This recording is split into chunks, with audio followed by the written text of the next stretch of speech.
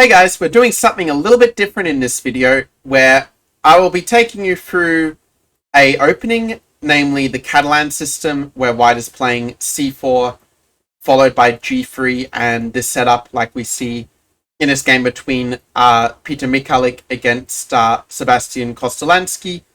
But we're going to do it a little bit differently, where I'm going to show you what the absolute main idea of the Catalan is in terms of what exactly is white aiming for. In the game, I played a bit of a weird move order with knight c3 rather than the usual castles. The idea of knight c3 is that if black does take on c4, you can go knight e5 and try to get the pawn back in this way with knight takes c4. And if they go knight c6, you're also covering it with the bishop, which is quite nice. But black instead plays the move c6, and this gives a great opportunity to see, well, why is it that we're playing the Catalan? And the main idea of the Catalan is basically to activate our bishop on the long diagonal. Now, right now, black has got a pretty strong pawn wall to block that, right? But this is where we can try to break down that wall.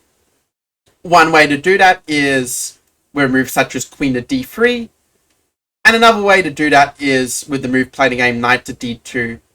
So let me ask you this. What do you think is the idea behind these moves? Like, why is it that white's playing knight d2 here, for example?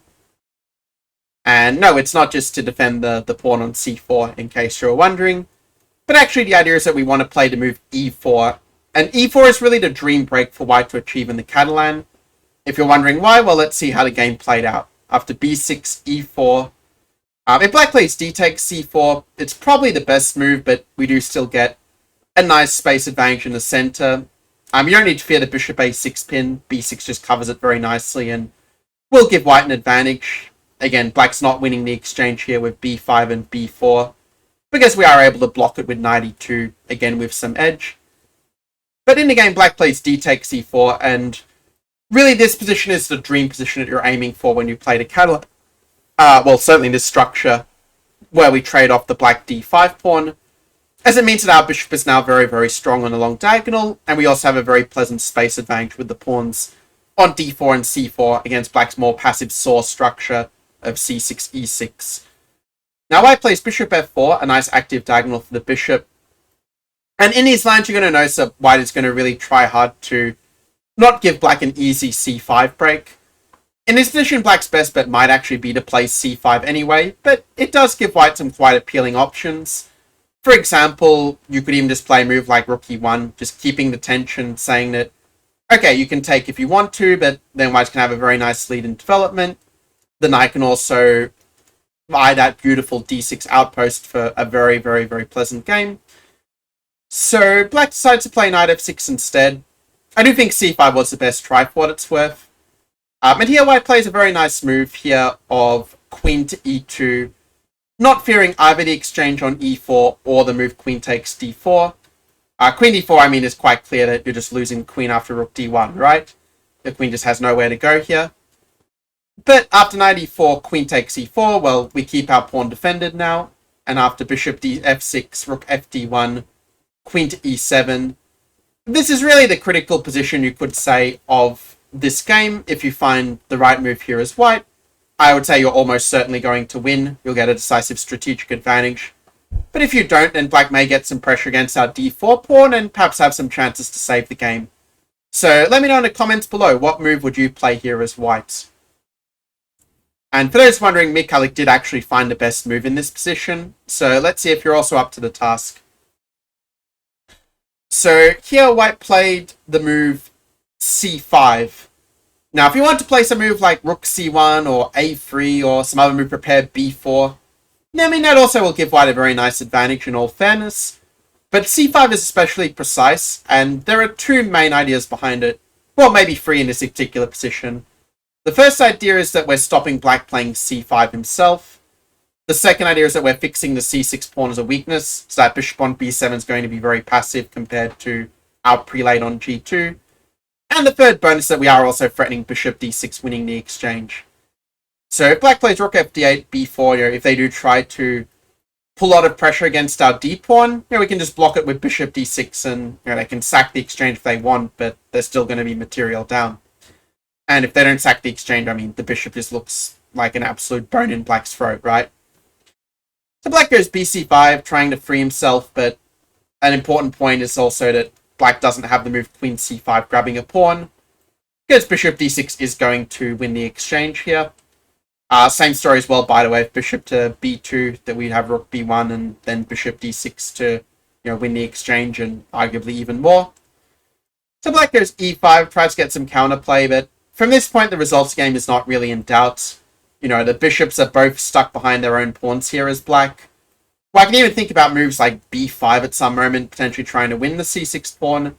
But he can also build up the play with pieces like we see here with queen c2, queen c7, a4, take.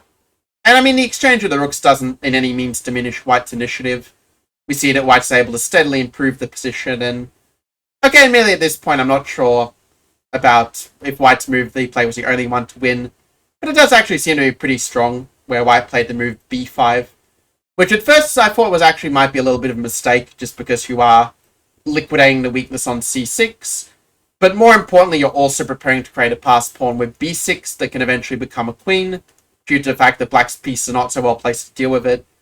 What about the move bishop c5, you may be asking? What if black just takes the free pawn? Well, then white's point becomes clear in the game after the move queen to c2 is played. Bishop b6, take, bishop a7. And unfortunately for black, he doesn't really have a good defense to the idea of going b6, b7, and just winning our pawn, or more precisely winning one of the bishops for the pawn.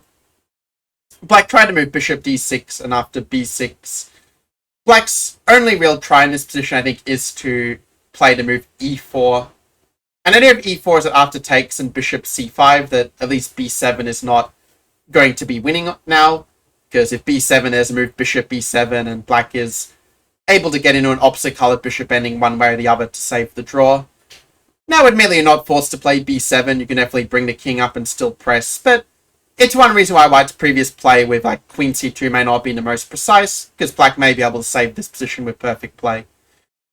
Unfortunately, after f5, now it's just all over. White was up a piece for nothing, and went on to win the game in a few moves, which I will just kindly share with you here. g6, bishop h6, and now we start collecting the harvest.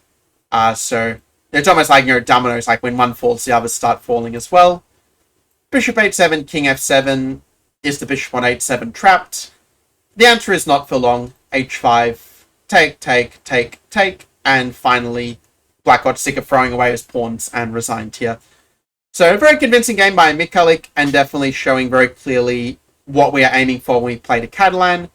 That we are basically, once we get in bishop g2 and castles, we want to get in the e4 break, activate our bishop, make it hard for black to get in the c5 break in the arising structure, and then, basically keep the clamp on black and gradually squeeze Karpovian style until eventually we get the full point on the scoreboard.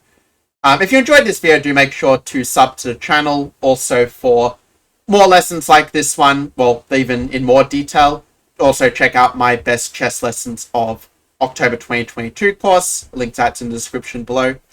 And I'll see you guys in the next training. Until then, take care.